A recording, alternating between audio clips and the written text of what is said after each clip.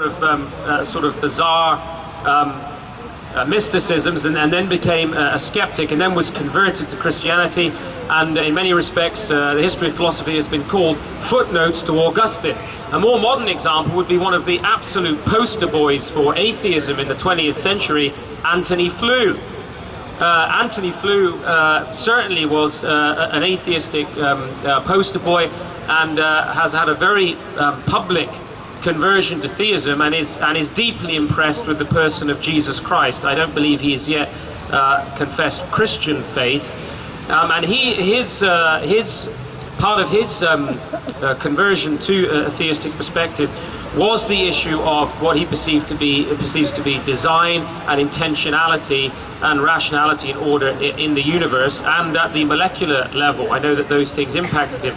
Another example would be a very famous British writer who wrote very hostile biographies of Jesus and C.S. Lewis, and was known as an ardent atheistic critic, A.N. Wilson. A.N. Wilson, some of you will know his name.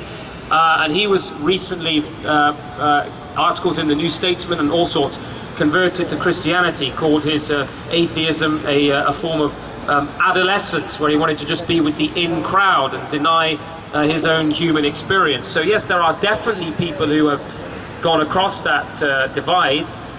Their reasons for doing so, though, of all, in my experience, are very varied.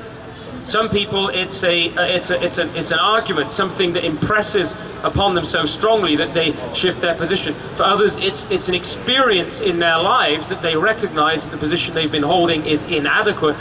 For others, it's a tragedy in their lives, and they realize that their friend or their mother or their colleague or whatever is not just a biochemical machine with an epiphenomenal mental activity, but actually there is real dignity to their lives. They're not just highly evolved proto-hominids, but there is a divine aspect to their being, that they're creatures of God. So there have been various reasons why that transition is made, and I don't think there's one specific argument or specific reason that could be cited to say, well, that's the silver bullet.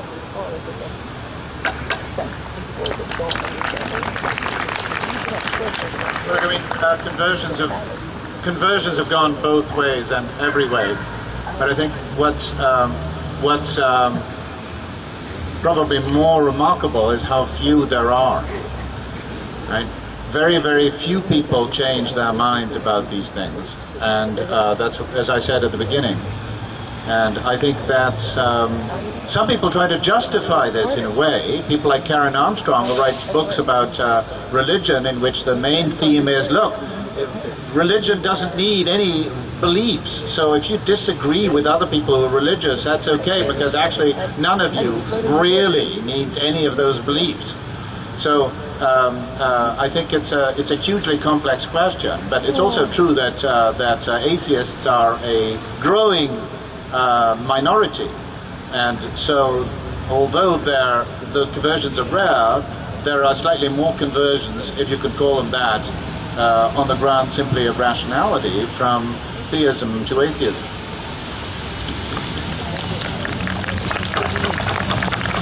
And our last question will be from the left. Hello. You can both answer this, but I guess it's directed more at Dr. Sousa. How do you explain the current day occurrence of miraculous or supernatural events, and specifically healings, in which many credit their God for? Have you witnessed any?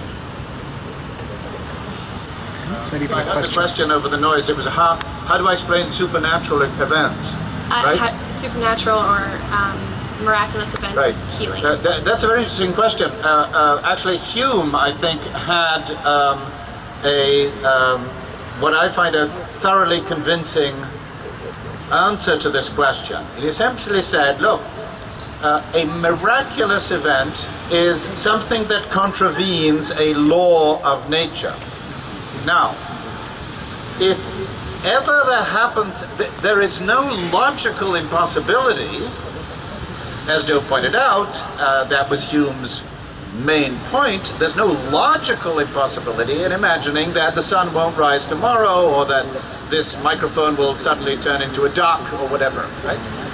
However, there is also no conceivable situation in which it would be reasonable for you to believe that there has been a supernatural event, for the simple reason that in any candidate situation of that kind, there are lots of other hypotheses that are more likely.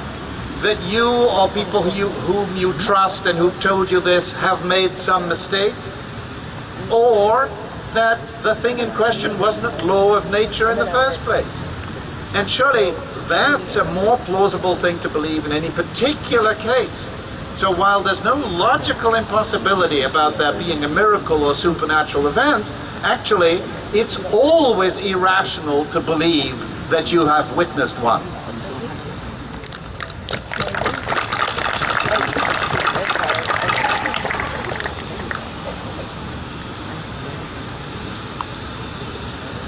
Well, at the risk of the charge of irrationality, I actually do believe that in my Christian life I have witnessed violations of the normal way in which nature appears to work in response to prayer for people who have been sick or ill. In some cases, in one case, somebody who was deaf. So I do believe that God does work in ways that we deem miraculous. Now, the Christian understanding of a miracle, by the way, in the New Testament is a sign. A sign.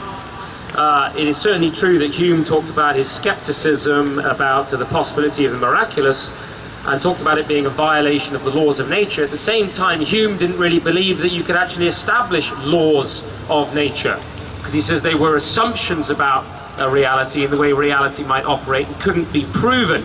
So what is a law of nature in any case?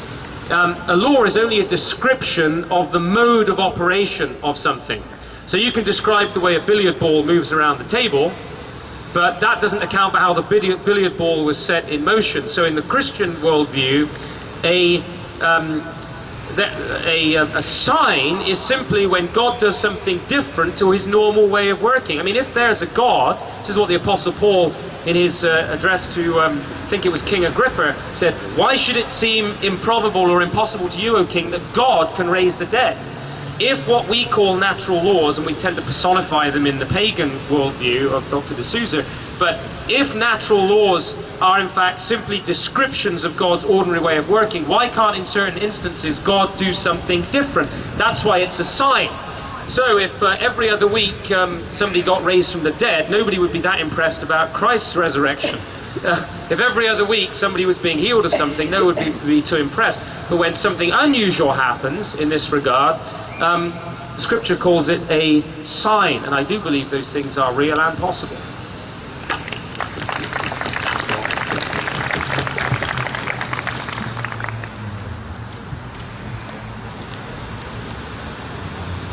Thank you, everybody, for your questions. Thank you, Dr. Reverend, for your answers. We will now give both Dr. de Sousa and Reverend Boot to give their final 5-minute remarks to conclude. I call upon Proposition to deliver their final 5-minute address. First of all, thank you again for your patience this evening and for your the generosity and spirit in which the questions were offered, and Dr. de Sousa for your kind participation in this. When I talked about the starting point, Dr. de Sousa addressed this in his rebuttal, or an ultimate criterion.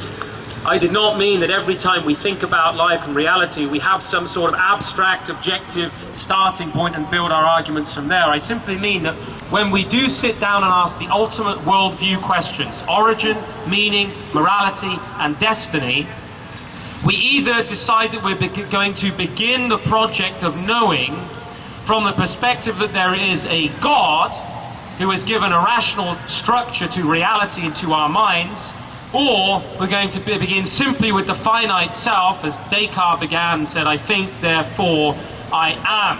Now, are we going to believe that our ultimate criterion for truth and knowledge is simply the self, in which we become essentially imprisoned in the self and cannot show anything beyond it, or do we begin with the presupposition of God? See, Dr. de Sousa has said in his manifesto, his credo of skepticism, he says, the root of the tree of knowledge is chance, and its sap is